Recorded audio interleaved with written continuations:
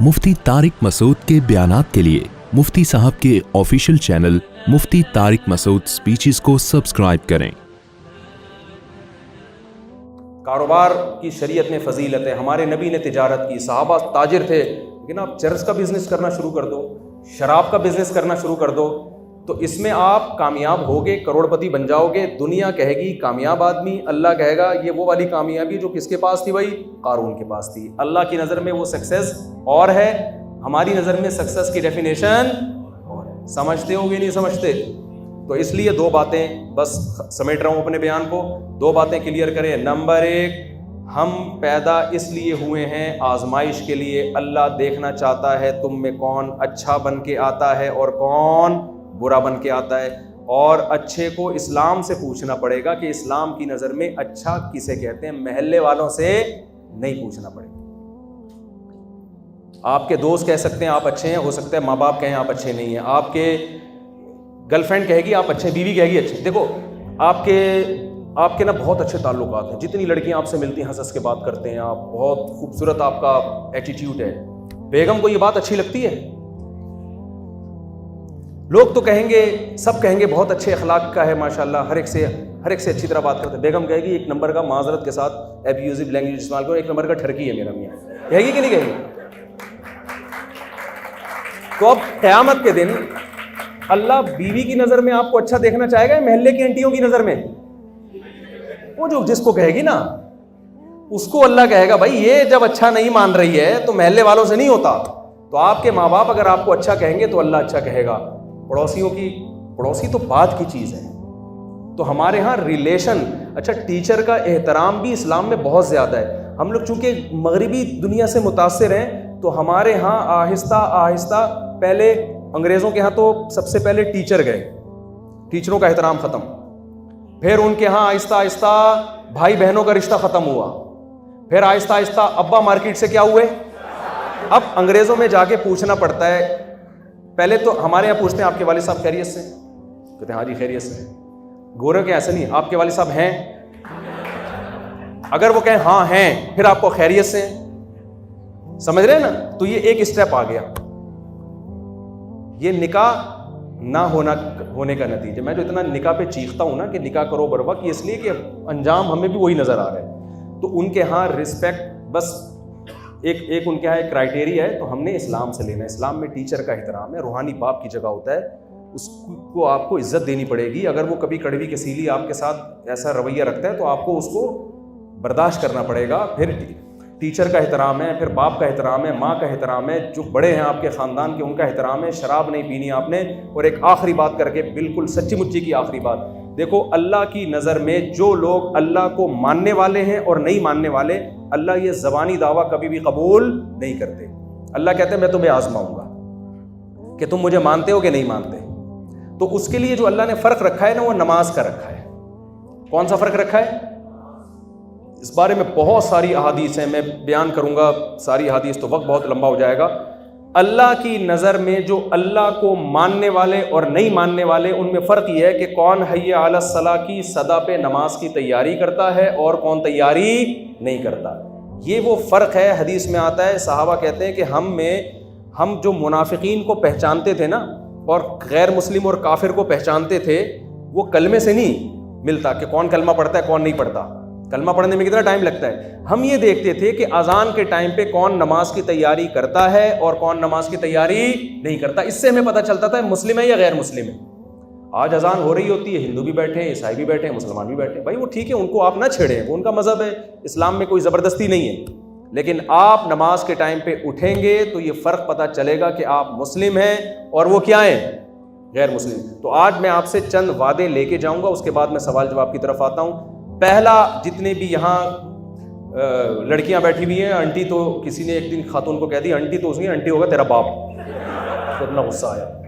तो जितनी भी यहाँ लड़कियाँ बैठी हुई हैं और जितने भी यहाँ लड़के बैठे हुए हैं, आज से एक अज़म करो, कभी भी नमाज को ज़ाया नहीं। देखो अच्छा बनना है ना, तो अल्लाह की नज़र में बेनमाजी अच्छा है या नमाजी अच्छा है? हमने तो अल्लाह की नज़र में अच्छा बनना है ना। तो अल्लाह की नज़र में अच्छे की जो मरने के बाद फिर इसका बदला मिलेगा आपको, दुनिया में भी मिलेगा, सिर्फ मरने के बाद नहीं मिलता। तो आज से अज़म करें कभी भी नमाज को ज़ाया نہیں کرنا, اور مردوں پر جماعت کی نماز واجب ہے. اور میں یہاں انتظامیہ سے کہوں گا کہ جو مسجد ہے نا اس میں خواتین کا بھی انتظام کریں آپ.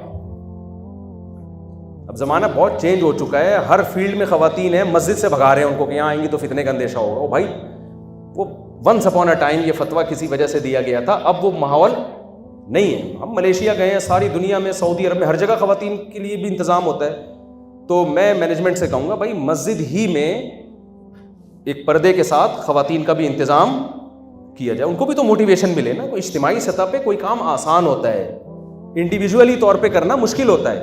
تو عزم کرتے ہیں نہیں کرتے بھائی, نماز کبھی بھی ضائع نہیں کرنی. ادھر ہاتھ کھڑا کر کے ارادہ تو کریں نا, تاکہ بیان کا کوئی فائدہ تو الحمدللہ جزاک.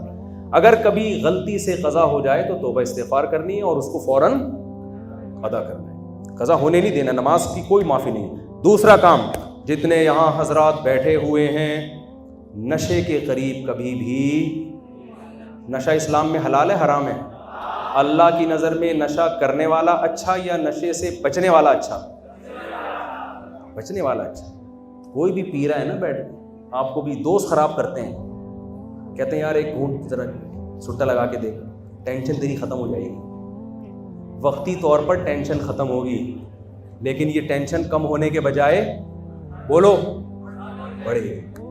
کبھی بھی نشے کے ذریعے ٹینشن ختم کرنے کی کوشش مت کرو. دیکھو خدا نے جس چیز کو حرام کہہ دیا اس میں کیسے فائدہ ہو سکتا ہے یار. کبھی بھی قریب نہ جاؤ. ہمیں دیکھو کتنی ٹینشنوں میں اللہ تعالیٰ بچا کے رکھے سب مسلمانوں. کتنے میرے کام ہیں اور الحمدللہ آپ سب کو پتہ ہی ہے, میرے اتنے سالے ہیں نا,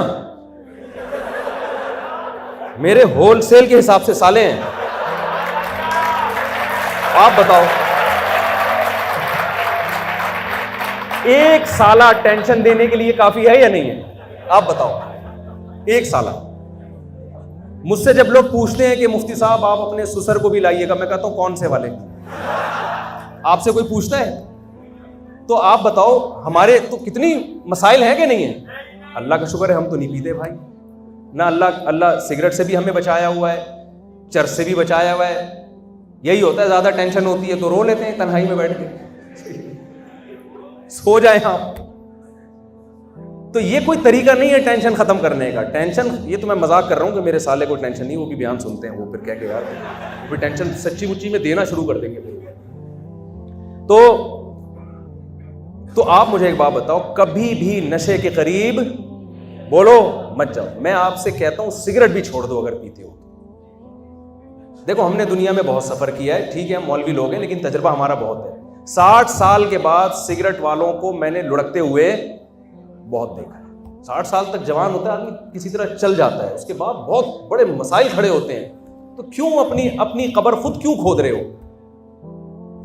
بہت زیادہ یہ جو نشہ ہے نا ہماری یونیورسٹیوں میں آ رہا ہے آہستہ آہستہ, یہ آپ کو سکون نہیں دے گا کبھی بھی. یہ آپ کی ڈپریشن اور اسٹریس کو بڑھائے گا, یہ کبھی بھی ختم نہیں کرے گا. وقتی فائدے کو مت دیکھو.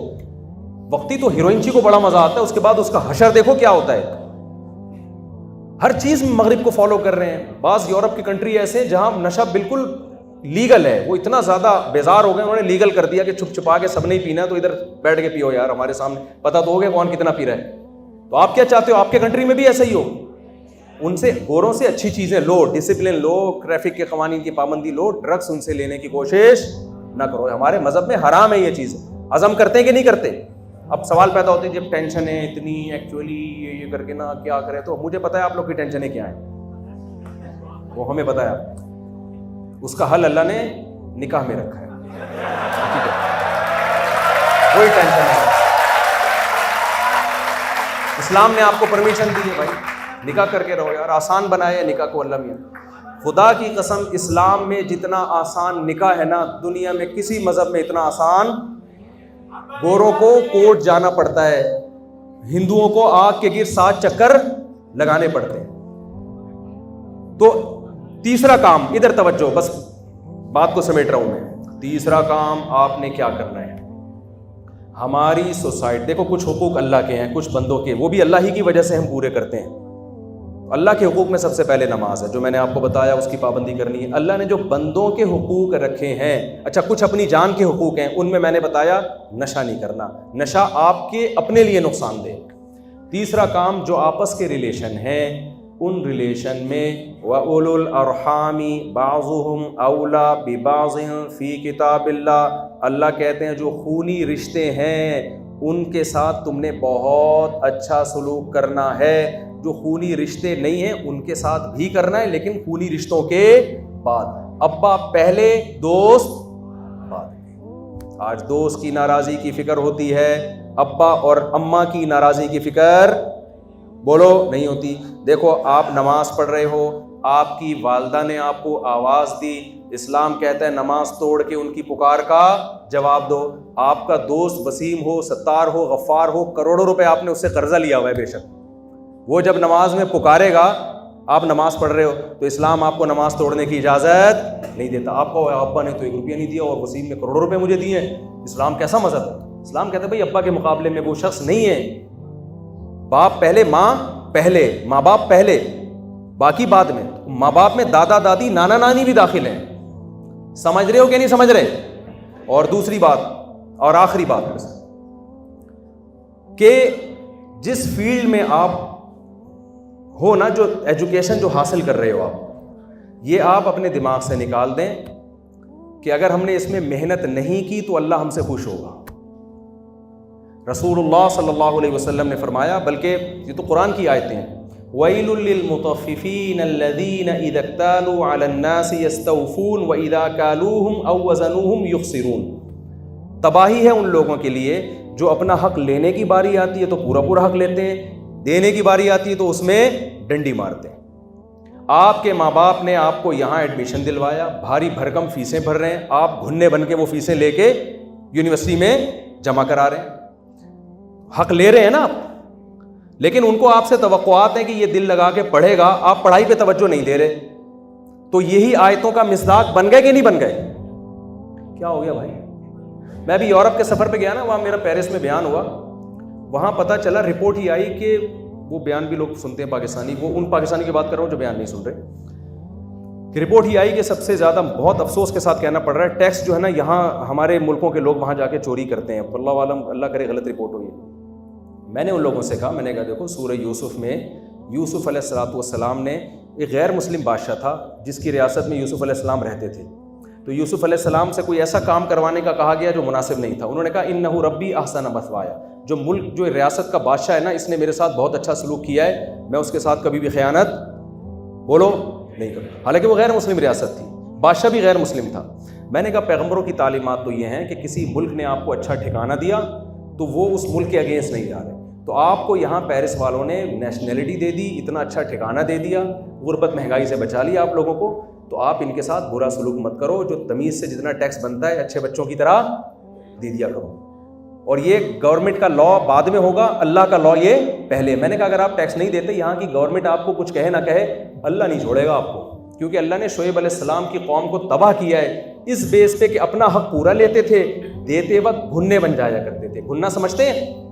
جو بن جاتے ہیں ہم لوگ، اسی کو گھننا کہتے ہیں۔